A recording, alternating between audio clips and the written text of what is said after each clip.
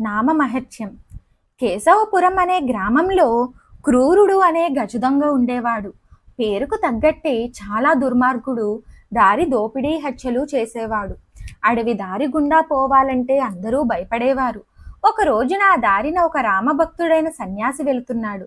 ఆ సన్యాసికి దొంగలు ఆ దారిలో ఉంటారని తెలియదు. క్రూరుడు అను దొంగ ఆ సన్యాసిని దారిలో అడ్డగించేను, డబ్బు అడిగెను.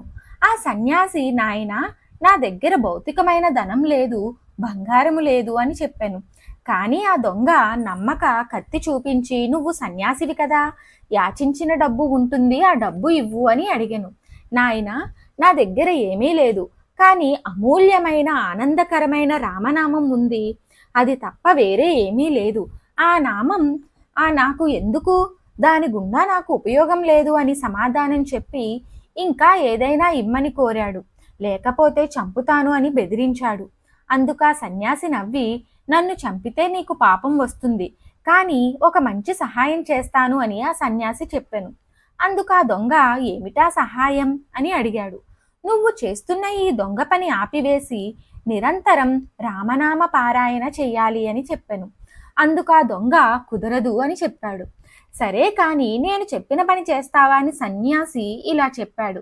అందుకు దొంగ సరే అని చెప్పి, ఆ సన్యాసి నువ్వు చేసిన పాపం మీ ఇల్లాలు పిల్లలు పంచుకుంటారా అని కనుక్కొని రమ్మనెను.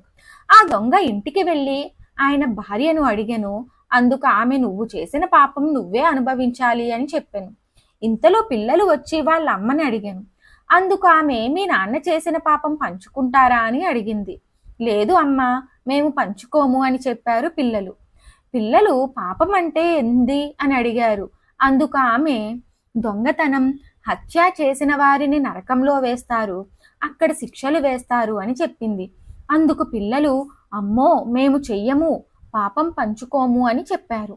అంతా తెలుసుకున్న దొంగ తిరిగి సన్యాసి దగ్గరికి పోయి పాదాల మీద పడి, అయ్యా, నాకు అంతా తెలిసి వచ్చింది, నా పాపాన్ని ఎవరూ పంచుకోరు, మరి నేను చేసిన పాప పరిహారం ఎట్లా అని అడిగాడు.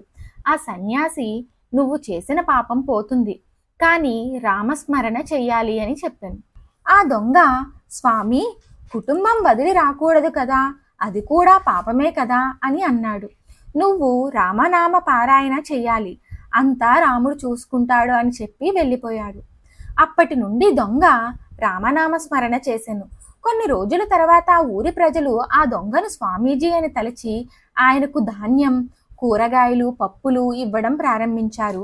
ఆయనకు ఏ లోటు లేకుండా రామస్వామి చేసుకున్నారు. చూసారా, భగవంతుని నామస్మరణ చేస్తే అంతా ఆయనే చూసుకుంటాడు. మంచివారి సాంగత్యం వల్ల దొంగ భక్తుడుగా మారాడు. శ్రీహరి నామస్మరణ చేయువారికి నిత్యం ఆనందంగా ఉంటూ మోక్షం పొందుతారు. మరిన్ని ఆధ్యాత్మిక విషయాల కోసం మా ఛానల్ను సబ్స్క్రైబ్ చేయండి. వీడియో నచ్చితే లైక్ చేయండి, షేర్ చేయండి, కామెంట్ రూపంలో మీ అభిప్రాయాన్ని తెలియచేయండి.